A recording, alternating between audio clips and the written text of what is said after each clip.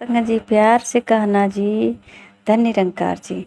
सत्संग जी शहंशाह जी अपनी बाड़ी में फरमाते हैं, मनुष्य योनि अंत की सीढ़ी, फिसल गया तो बारी गई। अवतार कहे कि कर्म धर्म की, समझ कमाई सारी गई। सत्संग जी, जो भी हम संसार में करते हैं कर्म, कहते हैं कि अगर समझ नहीं हुआ, जाना नहीं, ऐसे ही करते रहे तो एक दिन भर जैसे कोई मजदूर हो अपनी मर्जी से किसी रोड पे मिट्टी फेंक रहा है, उसे किसी ने कहा नहीं, वो जाना भी नहीं, तो उसे फिर शाम को कोई मजदूरी मिलने वाली नहीं है। सत्संग जी, ये तो रही मजदूरी की बात, पर ये जो मनुष्य जीवन मिला है, मनुष्य का जीवन किस काम के लिए मिला है, जब तक यह जाने नहीं। और सत्संग जी, जानकारी तो हुई नहीं, किसी ने बताया नहीं कि क्यों मिला है। ऐसे तो सब लोग कहते हैं कि ये मनुष्य जीवन बहुत उत्तम है और सारे योनियों से ये अच्छा है, सर्वश्रेष्ठ है, इसको श्रेष्ठ बताया गया है। पर सत्संग जी, ये किस कारण आया है, ये भी केवल कहते सुनते हैं, जाने नहीं मनुष्य जीवन क्यों मिला है।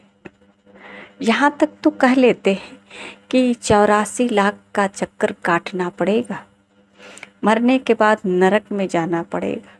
थोड़ी सी कोई भक्ति भजन करता है तो कहते हैं वो स्वर्ग जाएंगे, और कोई थोड़ी सी गलती कर देता है तो कहते हैं ये तो सीधे ही नरक जाएंगे। नरक और स्वर्ग बस नाम सुने हैं, किसी ने आज तक देखा नहीं कि है कहाँ।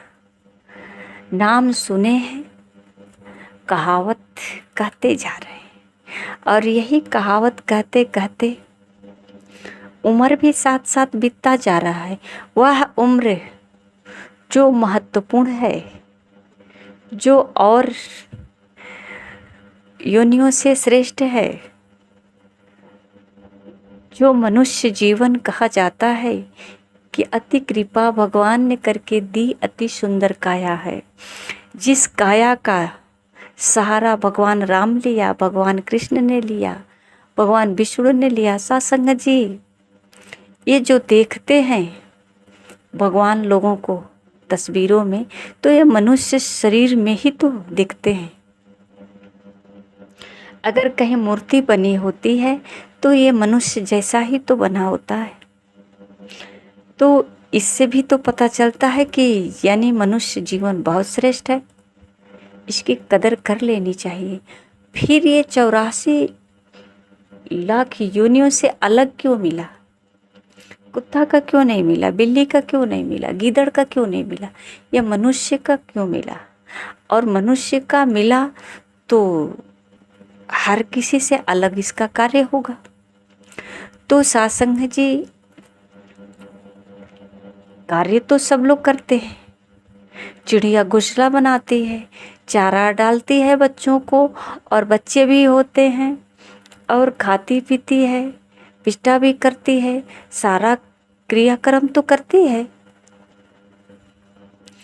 पशु पक्षी भी ये सब करते हैं, तो यही कार्य तो मनुष्य भी करता है। पर सत्संग जी, मनुष्य को श्रेष्ठ इसलिए बताया गया है कि सभी जीवों से मनुष्य का एक कार्य है जो अलग है, और वही उत्तम है। उसी से उसका जो है, जो मन में बसा है नरक और स्वर्ग, इसी जीवन में जान सकता है। और सत्संग जी, ये प्राप्त नहीं करना होता है। नरक स्वर्ग ये हमारे कर्मों का, यहीं पे उसका जो है छाप है।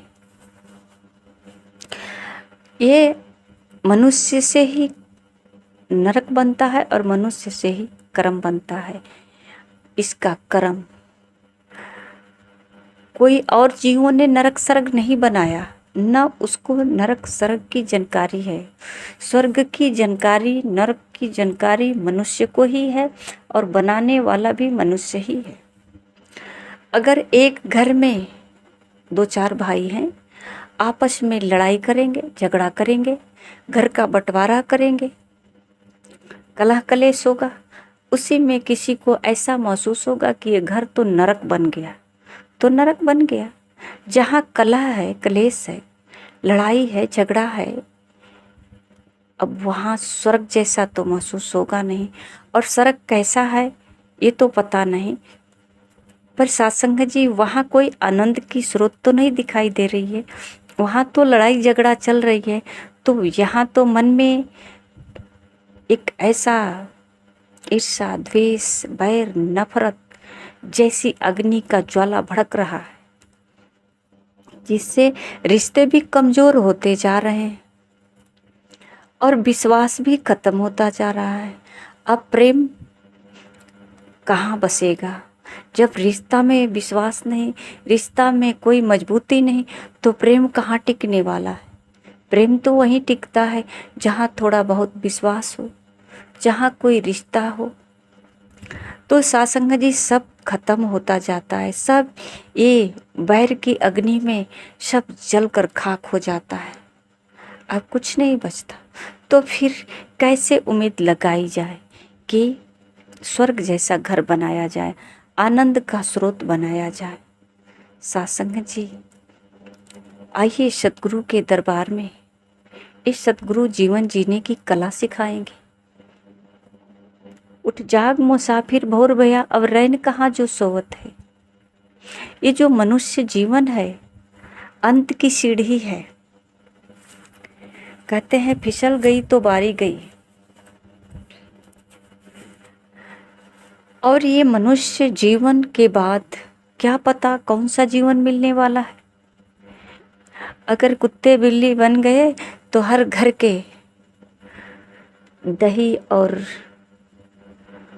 रोटी का टुकड़ा तोड़ते रहेंगे, डंडे का मार खाते रहेंगे, चोरी चोरी छुप छुप करके खाते रहेंगे। सत्संग जी ये मनुष्य का जीवन ही एक ऐसा जीवन है जो शान से इंसान मेहनत करता है और शान से खाता भी है। अपने मन पसंद जो चाहता है वही खाता है। परिवार के साथ हंसना, बोलना, घूमना फिरना, कहीं भी मंदिर में भी बैठ जाए, मस्जिद में भी बैठ जाए, गुरुद्वारे में भी बैठ जाए, कहीं भी बैठ सकता है। इसके लिए ही तो है, इसी का तो बनाया हुआ है। अगर मंदिर है तो मनुष्य ने ही तो बनाया है, मंदिर का भगवान है तो मनुष्य ने ही तो बनाया है। अगर शास्त्र लिखा गया है तो ये मनुष्य ही तो लिखा है। ये सारे जो कुछ भी है तो मनुष्य ने ही तो किया है।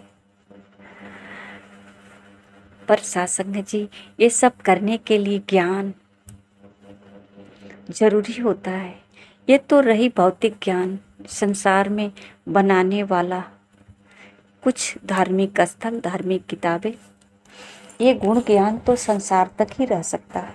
पर सत्संग जी जो सतगुरु से ज्ञान प्राप्त होता है, जानकारी मिलती है, ये जानकारी सत्संग जी ये मनुष्य जीवन का उद्देश्य को पूरा करता है। ये लक्ष्य वो पूरा होता है जो और किसी योनि में नहीं पूरा हो सकता, केवल मनुष्य जीवन ही पूरा कर सकता है। सत्संग जी ये जो है मनुष्य जीवन मिलने के बाद भी समझ इसलिए नहीं होता कि कोई समझाने वाला नहीं मिलता। माता पिता भी समझाएंगे तो वही जो संसार तक जानकारी है, पढ़ाई लिखाई किताबी ज्ञान हमारा बस ये संसार तक ही, पर्वत के बारे में, जंगल के बारे में, जो पहले लड़ाई झगड़ा इतिहास जो बीता उसी के बारे में, कल क्या हुआ अतीत का वही तो किताबी ज्ञान यहीं तक सीमित है, पर सत्संग जी जो सद्गुरु के द्वारा ज्ञान होता है, आध्यात्मिक ज्ञान होता है, इसे आत्मा को बहुत मजबूती मिलती है। जिस तरह से सत्संग जी अगर पूरे दिन कुछ लंगर न खाए, रोटी चावल दाल अगर अंजल ग्रहण न करे तो शरीर की क्या हालत होती है, एक दिन करके देखे, एक दिन भूखे रहकर देखे शरीर की हालत क्या होती है। सत्संग जी जिस तरह से शरीर का खुराक नहीं मिलने से शरीर अस्वस्थ हो जाता है, उसी प्रकार ये आत्मा का खुराक आध्यात्मिक जुड़ाव है। जो संतों के बीच बैठ करके हरि का गुणगान करते हैं, यश गाते हैं, हरि की पहचान करते हैं, हरि से बातें करते हैं, सत्संग जी ये है आत्मा का खुराक। और इनसे बातें करके, इनको महसूस करके, गुणगान करके सत्संग जी आत्मा में एक ऐसा अनोखा प्रकाश होता है। ज्ञान की जब रोशनी जग जाती है सत्संग जी, और ये ज्ञान की रोशनी जगाने वाला सतगुरु ही होता, तो सारे अंधकार भाग जाता है। और ये अंधकार है क्या? अज्ञानता। और सत्संग जी अज्ञानता में जो किया कर्म, ये सारे के सारे वहम दूर हो जाता है। मैंने किया, सत्संग जी अगर भक्ति भी करते हैं तो यहाँ भी अज्ञानता का वहम जो है हमें बहुत कष्ट देता है। हमने बहुत पूजा पाठ किया, तीर्थ व्रत किया, पर हमारा काम नहीं हुआ। अगर किसी को बच्चे चाहिए और बच्चे, दिल तो करता है कि 1 साल के अंदर ही बच्चे हो जाए, 2-4-6 महीने के अंदर ही बच्चा हो जाए, कोई खुशखबरी मिल जाए, बेटे की नौकरी लग जाए, बेटी के लिए अच्छे घर बर मिल जाए। अगर नहीं होता है तो कहते हैं हमने तो बहुत नारियल चढ़ाए, शुक्रवार व्रत किया, शनिवार व्रत किया, सोमवार व्रत किया, पर कोई फायदा नहीं हुआ। क्या ये सब व्रत किया इसी के लिए? हो सकता है 2 साल बाद मिलेगा, तो व्रत करके तो हमने इधर ही छोड़ दिए। 2 साल बाद मिलेगा तो भरोसा तो नहीं है कि हमने जो व्रत किया उसी का फल है, क्योंकि 2 साल बाद मिल रहा है। तो 2 साल बाद ये काम होने वाला है और हमारा ध्यान आज ही बन गया तो कैसे होगा? तो सत्संग जी हमें भक्ति पे भी भरोसा नहीं रहता है। इस स्वार्थ की नींव हर समय डगमगाती रहती है, गिरने का डर होता है, ये भय बहुत सताता है। कहते हैं मैंने बहुत कुछ किया। इस सब अज्ञानता का वहम है जो हमें हर पल दुख देती है, हर पल दुख देती है। कोई माँ बाप अपने बच्चे का सेवा सत्कार करता है, हर माँ बाप करते हैं, बच्चे का लालन पालन, उसे पढ़ाना लिखाना। बच्चे को जब पैदा किए हैं तो कौन करेगा? उसका लालन पालन माता पिता ही तो करेंगे, पढ़ाएंगे लिखाएंगे, उसके भविष्य के बारे में जो कुछ भी सोचेंगे माता पिता ही सोचेंगे, और कोई दूसरा सोच तो नहीं सकता। सोचकर भी क्या करेगा? जिसकी जिम्मेदारी है, जिसका फर्ज है, जिसका इसमें रोल है, वही तो करेगा। तो सत्संग जी अगर ये बात माता पिता के मुख से निकले कि मैंने तुम्हें किया, तो ये अज्ञानता का वहम है कि मैंने तुम्हें किया क्योंकि आपका कर्तव्य था, आपकी जिम्मेदारी थी, आपका फर्ज था। और सिर्फ इतना ही नहीं, ये सब करने में आपको बहुत आनंद मिला, आपको सुख मिला। अगर बच्चे नहीं होते, लड़कियां नहीं होती, तो 10 लाख दहेज देकर शादी कैसे करते आप? 10 लाख दहेज देने में भी तो आपको बड़ी खुशी मिलती है, आपका जय जयकार होता है, पड़ोसी लोग आपकी शाबाशी देते हैं, तो आपको भी तो आनंद मिला ना।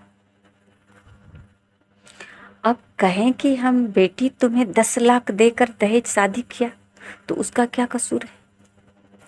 आनंद तो आप उठाए ना, चाहे वो क्षण मात्र ही क्यों ना हो। आपने खेत बेचकर ही क्यों न दिए, ये किए तो आप ही तो किए। अपने बेटे को भेज दिए पढ़ने के लिए, लंदन भेज दिए, बाहर पढ़ाई करने के लिए बच्चे को भेज रहे हैं।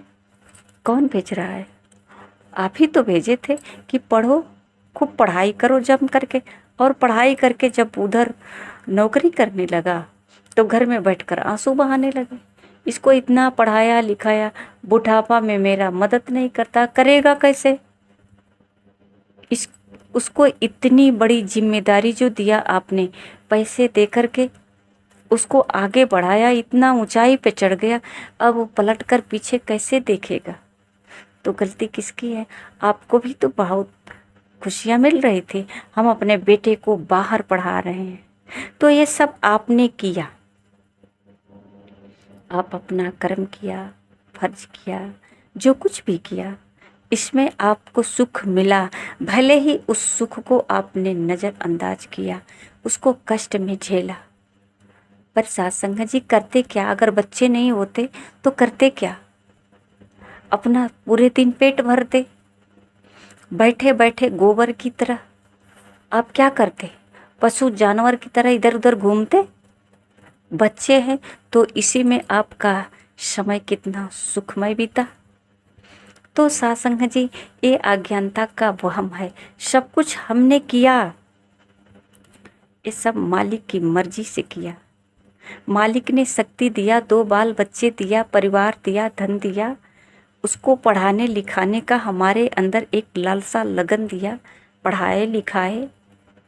अब उसका फर्ज क्या है, वो नहीं कर पाया तो फिर अब उसकी मर्जी है। उसके अंदर शायद ऐसा कोई ज्ञान नहीं मिला, उसके अंदर ऐसा कोई प्रेरणा नहीं जगा जो अपना वो फर्ज पूरा करे, माता पिता का देख रेख करे या भाई बहन से प्रेम करे। ऐसा कोई समझ उसके अंदर नहीं आया। सत्संग जी, इन सब से परे है अध्यात्म ज्ञान, जो सद्गुरु के द्वारा प्राप्त होता, जो संतों के बीच होते हैं। ये अध्यात्म ज्ञान उसको प्राप्त होता है, जो सत्संग जी संसार का हर क्षेत्र में रहते हुए, हर कार्य करते हुए अपने जीवन को सहजता से व्यतीत करता है। और सत्संग जी नरक और सरक, सुख और दुख अपने परायों से बिल्कुल परे होकर के करता तो वही है जो पहले ज्ञान से पहले करता था। सत्संग जी, ये करामात तब होती है जब सतगुरु के द्वारा ज्ञान की रोशनी प्राप्त होती है।